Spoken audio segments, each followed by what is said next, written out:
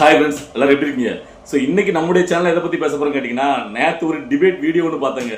அதை பார்த்த உடனே அதை பற்றி ஆக்சுவலாக நம்ம பேசணும்னு வச்சிருந்தேன். நேற்று கண்டென்ட்டே அதான். ஆனால் அதுக்கு முன்னாடி நெப்போலியன் பேசின வீடியோவை பார்த்துட்டேன். ஸோ நெப்போலியனுக்கு ஒரு நறுக்கு ஒன்று கொடுக்கணும் அப்படின்னு நேற்று வீடியோ. ஸோ இன்னைக்கு நம்ம அந்த டிபேட் வீடியோ பற்றி பேசுகிறோமா? இது எல்லாருமே நீங்கள் பார்த்துருப்பீங்கன்னு நினைக்கிறேன். அதாவது எல்லா கட்சியை சேர்ந்தவங்களும் டிபேட் இருந்தாங்க. அதில் தமிழை வச்சுக்கிறதுக்கு சார்பாக ஆதரவாக அதாவது அனந்தஜித் அப்படிங்கிற நினைக்கிறேன் அவர் கலந்துட்டு இருந்தாரு. இந்த சைடு திமுக சார்பாக என்டிகே சார்பாக வந்து பார்த்தீங்கன்னா இடுமோனம் கார்த்திக்.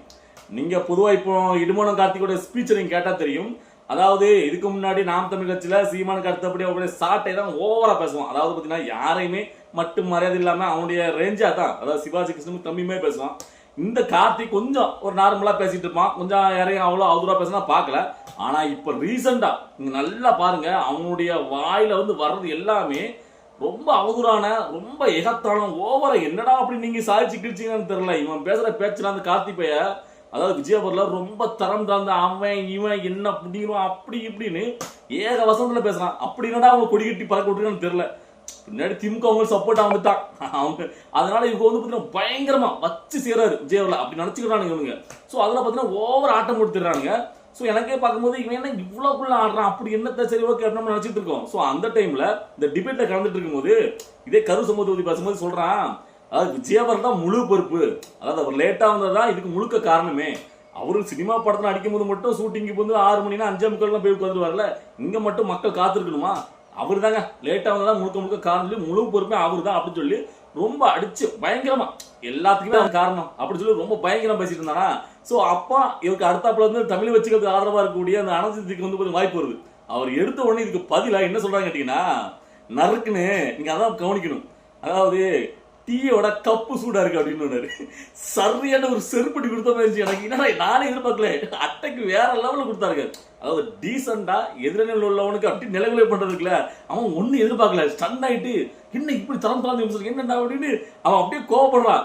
ஸோ அதுக்கு அடுத்தால அவர் பேச ஆரம்பிக்கும் போது என்ன குறுக்க வரானா, அப்போ நீ குறைக்காத அப்படின்னு சொல்லிட்டாரு. குறைக்காத அப்படின்னு சொன்ன உடனே அவனுக்கு அது ஏகிட்டு என்ன குறைக்கான்னு சொல்லிட்டு ஆனே அப்படி வரான். உடனே என் நேரத்தை குறைக்காதீங்கன்னு சொன்னேன். என் நேரத்தை குறைக்குதுன்னு மனுஷன் கரெக்டா சமாளிச்சு விட்டாரு. அந்த நண்பருக்கு ஒரு வாழ்த்துக்கள். வேற லெவல் இல்ல, இவனுக்கு இதை விட பயங்கரமா கொடுக்கணும். இப்ப நம்மளா தானே வேற லெவல் நமக்கு வந்துடும். ஆனா அந்த இடத்துல அழகா அவனுக்கு கொடுத்தா இருப்பாங்க. ஏன் தெரியுமா அந்த வார்த்தை என்ன இவ்வளவுக்குள்ள அதை பத்தி பேசணும்னு நினைச்சேன் கேட்டீங்கன்னா, டீயை விட கப்பு சுடருக்கு தெரியுமா மீனிங், திமுகவோட இந்த நாம் தமிழ் கட்சி ஓவரா குலைக்குது, அதான் காரணம். அதாவது நீங்க நல்லா புரிஞ்சுக்கிடணும். இப்போ தளபதி விஜயாவில் இந்த விஷயத்துல வச்சு திமுக அழிக்க நினைக்கிறது திமுகவோட அரசியல் ஆகும். ஏன்னா கேட்டீங்கன்னா அவரு திமுக வைத்து அரசியல் பண்ண வராரு. ஸோ அடுத்தபடி விஜய் ஒரு முதலமைச்சர் வந்துட்டு இவங்களுடைய நிலைமை என்ன வருது. ஸோ அதனால முழுக்க முழுக்க எதிரியா இருந்து பாக்குறாங்க, அவரு எதிரியா இருக்காரு. இடையில இருந்து நாம் தமிழ் கட்சி என்ன வந்துச்சு, நாம் தமிழ் சீமானோட எதிரியா விஜய் எதுக்கிறதா அவர் கட்சி ஆரம்பிச்சு வந்தாரு. ஆனா இவங்க முழுக்க முழுக்க உட்காந்துக்கிட்டு இந்த சாட்டையும் இவனு உட்காந்துக்கிட்டு கதறத பாத்தீங்கன்னா நம்மளுக்கு அவ்வளவுக்குள்ள கேவலமா இருக்கு. ஏய் நீங்க என்னடா, நீங்க இதுக்கு முன்னாடி கூட உங்களை விமர்சிச்சாலும் ஒரு மரியாதை இருந்துச்சு இவங்க மேல. இவங்க தமிழனுங்கிறக்காண்டி ஒருத்தர் தமிழனுக்காண்டி கோசம் போற ஒருத்தர் இருக்காங்கப்பா அப்படி கேட்காங்க அப்படின்ட்டு நல்லா பேசுறாங்களா அப்படின்ட்டு. ஆனா இவனுங்க ரொம்ப தரம் தாழ்ந்து திமுகவுக்கு அல்லக்கையே மாறிட்டு இவனை கடந்து கதறதை பார்க்கும்போது அப்போ உங்களுடைய நோக்கம் என்ன, நீங்க எதுக்காக நீங்க கட்சி அறிவிச்சிருக்கீங்க, உங்களுடைய எல்லாமே தெரிஞ்சுட்டா வெட்ட வெளிச்ச மாதிரி. இப்போ வந்து என்னன்னா விஜயாவில் எதிர்க்கிறவங்கள மக்களே அவங்களுக்கு பாடம் மூட்டிடுறாங்க. நல்லா பார்த்துருக்கீங்க, இயற்கை மக்களும் விஜய்க்கு இப்போ ஆதரவா இருக்கு. இதை வந்து யாருமே உங்களை வந்து பார்த்தீங்கன்னா இப்போ நீங்க நல்லா பார்த்தீங்கன்னா கரு விஷயத்துல தமிழை வச்சுக்கிறதுக்கு சார்பா இருந்தா அவங்களுடைய கட்சிக்காரங்க யாரையுமே இருக்கல, விமர்சனம் பண்ணல, ஓவரா நீங்க பாத்திருப்பீங்க எல்லாரும் ஆஃப்லைன்ல இருக்காங்க. ஸோ இவனுக்கு கடந்து ஆடி இவனுடைய முகத்தை வெளியில காட்டிக்கிறாங்க, நாங்க இப்படிதான். அதுலதான் இந்த கார்த்தி இந்த சாட்டையெல்லாம் பாத்தீங்கன்னா ஒவ்வொரு துமுறு அப்படி என்னத்தையும் சாதிச்சு கிழிச்சாலும் எனக்கு ஒன்றும் புரியல. என்னத்தடா நீங்க கிழிச்சிங்க, இந்த அளவுக்கு ஆட்டம் புரியல அப்படிங்கிறத நம்ம கேட்கணும்னு தோணுது. ஸோ அதைத்தான் நீட்டா ஒரு அட்டை கொடுத்தாரு பாருங்க, டீயோட கப்பு சூடா இருக்கு. அந்த ஒத்த வார்த்தை உண்மையிலே தரமான வார்த்தை. ஸோ அந்த ஒத்த வார்த்தைக்காண்டி இந்த வீடியோ பத்தி பேசணும்னு நினைச்சேன். ஸோ இந்த மாதிரி சோசியல் மீடியால அதாவது இந்த டிபேட்டை கலந்தாங்க இன்னும் அதிகமான பேர் தமிழை வச்சுக்கிறதுக்கு ஆதரவுல நிறைய பேர் வரணும், அதுல பேசணும். ஏன்னா ஒரு பக்கமே பெருசா பேசுறதுக்கான இங்க ஏதோ பேசுறதுக்கு ஆட்கள் அப்படி கிடையாது. இங்க பேசுறதுக்கு ஆட்கள் நிறைய பேர் இருக்காங்க.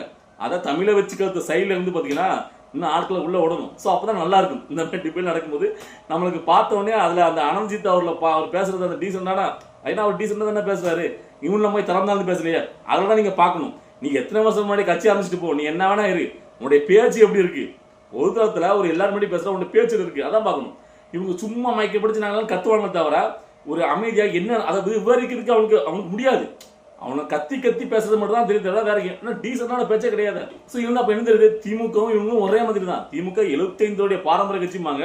அந்த கட்சி மேடையில யார் பேசுவா, சிவாஜி கிருஷ்ணமூர்த்தி. முழுக்க முழுக்க பெண்கள் அந்த மேடையில இருந்தாலுமே பெண்களை அதை வர்ணிக்கிற மாதிரி அசிங்கமா ஆபாசமா கொச்சையா பேசுறதுதான் அந்த 75 பாரம்பரிய கட்சியோட நாகரிகம். நல்லா புரிஞ்சுக்கணும். அதே மாதிரி தான் 15 வருஷத்துக்கு முன்னாடி கட்சியா இருந்திருக்காரு. இனிமே நாரியா பேச தரல. அவன் பேசுறதான் பாருங்களேன், சாட்டை இவங்கெல்லாம் பேசின பேச்சா அவ்வளவு கேவலமா இருக்கு. அப்போ இதைத்தான் அவங்க நொன்னு அவங்க கத்து கொடுத்துருக்காரு. ஆனா இதே இது தளபதி விஜய் அவர்கள் கட்சியில, இப்ப அவர் வந்து கட்சியை சார்ந்தவர் கூட கிடையாது, ஆதரவாளர் தான். ஓகேவா, கட்சியை சார்ந்தவர்களா இருந்தாலும் சரி ஆதரவாளரும் சரி எவ்வளவு டீசெண்டா பேசுறாங்க. அப்போ அதாவது அவர் சினிமாக்காரர் தான். அவர் சினிமால இருந்து அரசியலுக்கு வந்திருக்காரு. இவ்வளவு வருஷமா ஒரு அரசியல் அனுபவம் கிடையாது, அவர் பெத்த படிச்ச மாதிரியும் கிடையாது. ஆனா அவருக்கு ஒரு பொறுப்பு இருக்கு. என்னுடைய பசங்க என் ஆட்கள்னா இப்படிதான் இருக்கணும், இப்படிதான் பேசணும், எதிர்த்தரப்புல என்ன வேணா பேசட்டும், நீ அமைதியாரு, நீ வந்து ஆதாரத்தை எடுத்து வை, நீ டீசெண்டா அட்டாக் பண்ணு. சோ அப்ப அவருடைய அந்த வழியை எப்படி இருக்கு பாரு, அவர் தான் வந்துட்டு தான் ஆட்களை எப்படி வழி நடத்துறாரு. ஒரு தலைவனுடைய பண்பு, தலைவனா இப்படிதான் இருக்கணும். நீங்க உண்மையிலேயே நீ வந்து எத்தனை வருஷம் முன்னாடி கட்சி ஆரம்பிச்சுக்கோ, நீ எவ்வளவு பெரிய அப்பாட்டக்கரா இருந்துக்கோ, அவரை பார்த்து நீ கத்துக்கிடணும். நான் தான் சொல்லுவேன், திமுகவும் நாம் தேர்தல் விஜயை பார்த்து கத்துக்கிடுங்க. நீங்க என்னாலும் அவதூறு வைக்கீங்க எவ்வளவுக்குள்ளா, அங்கேயும் மொத்தம் உங்களுக்கு பதில் கொடுக்காங்க. ஆனா எப்படி கொடுக்காங்க, எவ்வளவு டீசனா கொடுக்க. நீ சொல்லுவ சமூக வலைதளங்கள்ல நிறைய பேர் இப்பதான் வந்து ஒவ்வொருத்தனா வரானுங்க, இப்படி அபியூஸ் பண்ணிட்டாங்க. அப்படி நீ வந்துட்டு அதை நீங்களே கூட விஜய் ஒரு போட்டோ வச்சு எவன் வேணா பண்ணலாம் ஃபேக் ஐடியில. விஜய் கட்சியில உள்ளவங்க, இப்ப விஜய் ஜெயிக்கணும்னு நினைக்கிறவங்க, விஜயோட ஆதரவாளர் யாருமே விஜய் அவர்களை பேர் கெடுக்கிற மாதிரி எந்த ஒரு விஷயத்தையும் பண்ண மாட்டாங்க. நல்லா புரிஞ்சுக்கணும். அப்போ அது எல்லாமே நீங்களே உட்காந்துட்டு பண்ற வேலைகள் தான், பித்தலாட்டம் தான் எல்லாமே. அதாவது நீங்க சொல்ல போனா உங்க கட்சியில இருந்தவனோட விஜய் அவர்கள் கட்சியில உள்ளவங்க தான் பாத்தீங்கன்னா எல்லாமே இளைஞர்கள், சீட்டு பாய் ரத்தம். இப்போ திமுகலாம் பார்த்தீங்கன்னா உறைஞ்சு போகிற ரத்தம், அதாவது வயசு அதிகமானவங்க, நீ இளம் ரத்தம். அப்போ நீங்க பேசுறது பயிலுக்கு அப்போ என்ன மாதிரி அவன் சீட்டு வரணும், என்ன மாதிரி அவன் பேசணும். ஆனா அப்படிலாம் பேசலையே. அவன் கட்சி சார்ந்தவங்க நீ மேடையில் கலந்துக்கிற விவாதங்களை பாருங்க, எவ்வளவு டீசெண்டா பேசுவானுங்க. ஸோ அதுதான் ஒரு தலைவனுக்கு உண்டான அந்த அழகே, அந்த பண்பே அப்படிதான். ஒரு தலைவனா அப்படிதான் இருக்கணும். அடுத்த கட்ட இளைஞர்களை வழிநடத்துறதுக்குன்னு ஒரு இது வேணும். அப்ப இதுல யார் பெரிய தலைவர், யாரு மக்களுக்கான தலைவர், யாரு வந்து ஒரு உண்மையான தலைவர் அப்படிங்கிறது நீங்களே புரிஞ்சுக்கலாம் மக்களே. அதாவது நம்ம வந்து ரொம்ப வயசுல மூத்தவங்களோ ரொம்ப வருஷமான அரசியல் அப்படிலாம் தேவை கிடையாது. அவரு என்ன நினைச்சாருங்கிறத அவர் பண்றதுக்கு அவருக்குன்னு ஒரு காலம் வரும். அப்போ அவர் செஞ்சு காட்டுவார், நீங்க பாத்துட்டே இருங்க. இல்ல எனக்கு என்னன்னு கேட்டீங்கன்னா, நாம் தமிழ் கட்சி மேல இல்ல, இவங்க முன்னாடி இதுக்கு முன்னாடி கூட சரி இவங்க வந்து பாத்தீங்கன்னா கத்தி கத்தி பேசுவானுங்க. ஆனா வந்து பாத்தீங்கன்னா ஒரு சின்ன ஒரு நியாயம் இருக்கும் அப்படின்னு நினைச்சிட்டு இருந்தேன். ஆனா இப்போ ரொம்ப வந்து பாத்தீங்கன்னா ஒரு திமுகவோட அல்ல கையா மாட்டானுங்க. அதாவது சீமான்லாம் பாத்தீங்கன்னா திருமாவளவன் மிஞ்சிட்டாரு, ஓவர்டேக் பண்ணி செம்படிக்கிறதுல என்ன அண்ணனை மிஞ்சி தம்பிங்கிற மாதிரி பயங்கர ஒரு விசுவாசமா. திமுக இப்போ ரெண்டு பேர் தான் 2026 போட்டி, ஒன்னு திருமாவளவனுக்கான சீமானுக்கான.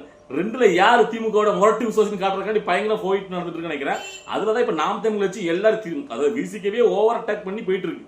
அதுலதான் பாத்தீங்கன்னா பயங்கரமா செம்பு. இன்னும் நல்லா கேளுங்க, இந்த கரூர் சம்பவத்துல நீங்க வந்துட்டு விஜய் அவர்ல முழுக்க பேசுறீங்கல்ல, நீங்க வந்துட்டு திமுக எதிர்ப்பு பேச வேண்டாம். ஒரு நியாயமான சில கேள்விகளையாவது கேட்டுக்கணும். ஒரு இடத்துல கூட ஒரு கேள்வி நாம் தமிழ் கட்சியாரும் கேட்கல.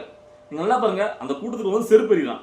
இப்ப பிரேமலதா விஜயகாந்த் அவரோட செருப்பஞ்சை பத்தி பேசியிருந்தாங்க, நல்லா புரிஞ்சுக்கணும். சோ அப்ப செருப்பு எவனாவது கூட்டத்துல விஜயவுல பார்க்க வந்த ரசிகர்கள் சொல்றது எவனா ஒருத்தன் செருப்பு தூக்கிடுவானா?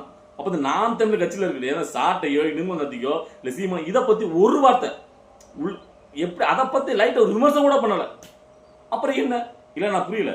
இல்ல இப்போ யார் எந்த ஒரு விஷயத்தினாலும் பாத்தீங்கன்னா காவல்துறை அவ்வளவுக்குள்ள குமிஞ்சு கிடப்பாங்க. இப்ப அந்த இடத்துல அவ்வளவுக்குள்ள காவல்துறை கம்மியா இருந்தாங்க. சோ அதை பத்தி விமர்சனம் பண்ணலாமே. இப்ப நீங்க விஜய் விமர்சனம் பண்ணுங்க, உங்களுக்கு விஜய் எதிர்பார்த்தா விஜய் விமர்சனம், நான் ஒன்றும் குறை சொல்லல. ஆனா அந்த திமுகவையும் ஒரு கேள்வியாவது கேட்டுக்கணும் ஆளுங்கட்சியை. ஆனா அந்த ஒரு கேள்வி கேட்கல.